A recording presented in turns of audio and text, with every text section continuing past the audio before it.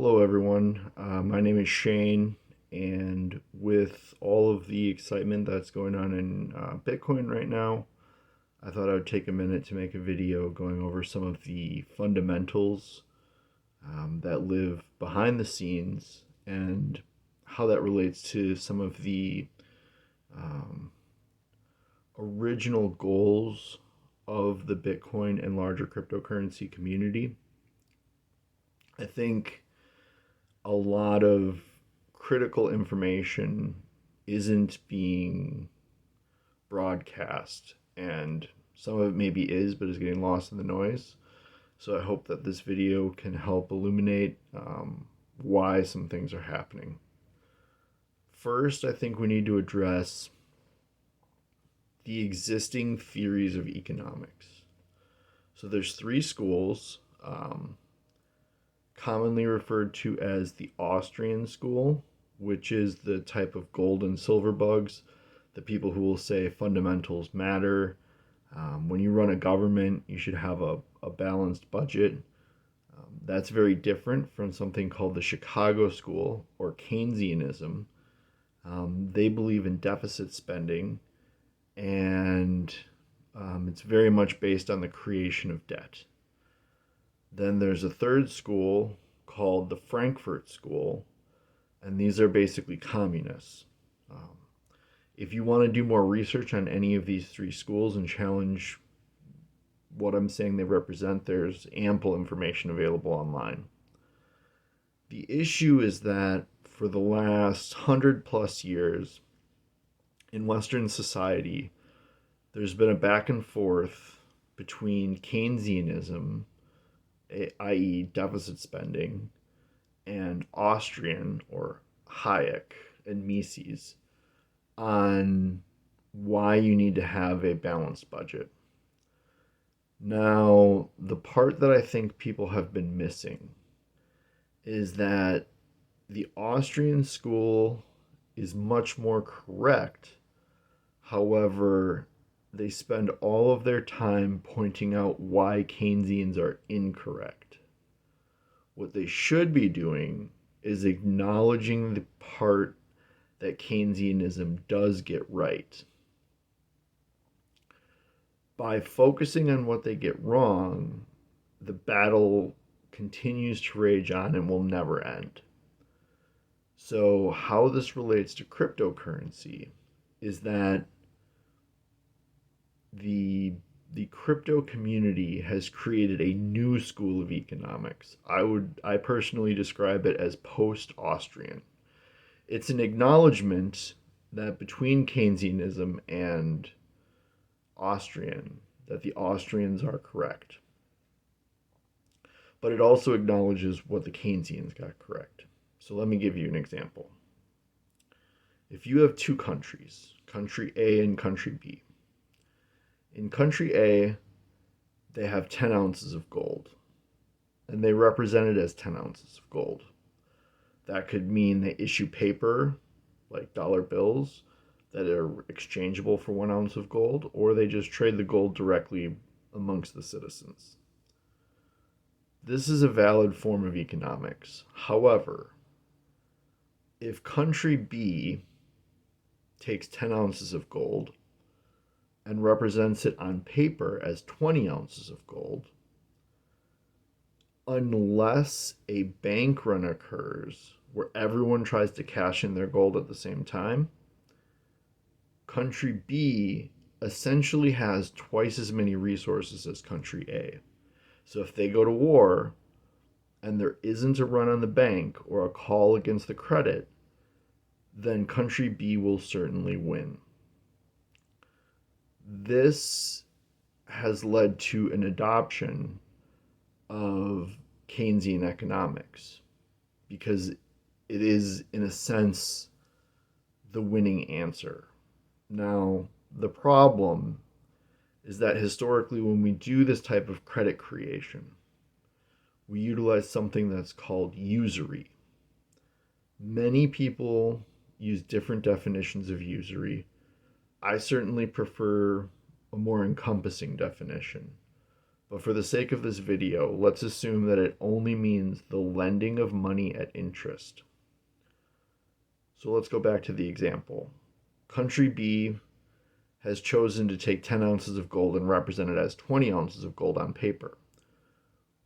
When you do that in a usury system, what happens is you're saying, we're going to create it as debt, the additional 10 ounces on paper, and we're going to force 12 ounces of gold to be paid back. But there's only 10 ounces of real gold in existence. So what ends up happening is you fall into this infinite loop of credit creation. Really, you should call it debt creation. And so the debt supply needs to continually become bigger. And the problem with that we're running into right now in the West is that there's a saturation point. Eventually, the citizens and the governments and the corporations, they've taken on as much debt as they can, but if they simply paid it back, it would pull all the money that's in circulation out of the economy. The reason why I would describe cryptocurrency as post-Austrian economics is that it acknowledges this advantage of credit creation.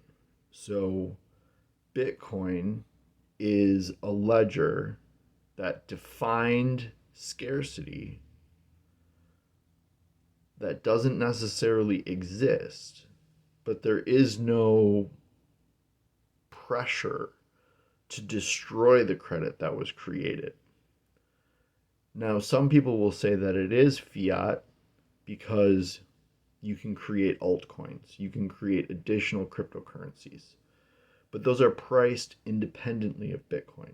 So if you want to create your own currency, no one's going to stop you. Bitcoin is currently trading at around $70,000. The coins that you would create would not be priced in the same way that the original Bitcoin is.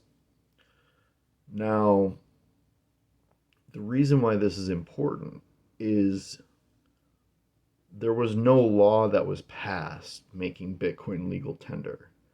No one is valuing Bitcoin because they are forced to or because it's against their will, anything like this. And this creates a lot of advantages. But the ability to create altcoins is even more advantageous. Because what this means is anyone can start doing credit creation. So a lot of libertarians are very into homesteading. They'll go out and they'll take a piece of land and they'll turn it into much more than it started as. They'll make their own clothes. They'll raise their own cattle and grow their own food. In a sense, they're doing a do-it-yourself lifestyle.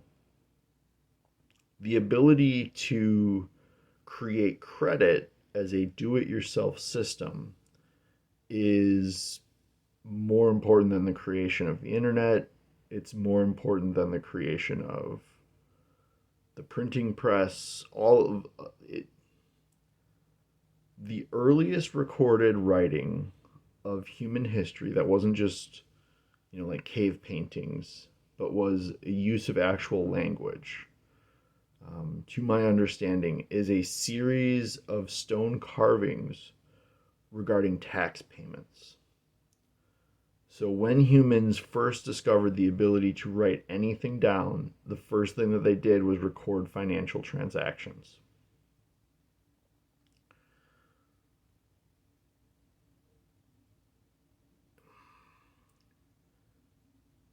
There is another important discovery that humans made along the way. It has to do with how to detect fraud. Typically, a business owner is not going to keep track of the books themselves, that is the accounting of every transaction that occurs in a business. So you would hire someone, let's call them an accountant, to keep track of everything that's happening. Accountants would typically steal from the business owner. This was a huge problem. So how it was solved was to begin keeping two independent sets of books. So you hire two accountants, you have them keep track of everything independently, and they don't know about each other. Then you compare the two sets of books to each other and see if there are any discrepancies. That way, if one of them is stealing, the other one will catch them. When you look at how Bitcoin works, it is simply a ledger of transactions in the way that an accountant would keep track of it, but anyone can verify. So when we bring that back to the example of ounces of gold and how much credit was created, typically a bank that was acting as a fractional reserve bank, no one could look behind the scenes and say, well, you had 10 ounces of gold, but you represented it as 20, or you had 10 ounces of gold and you represented it as 100. No one really knew. It was just a question of what the market would take on before a bank run would happen. And so the ability to see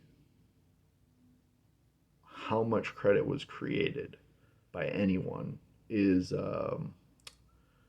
it's a remarkable thing. And as we begin to build systems for the average person to create their own credit, this is going to have remarkable impact on society as a whole. Yeah, I think I'll leave it for there. Have a good day.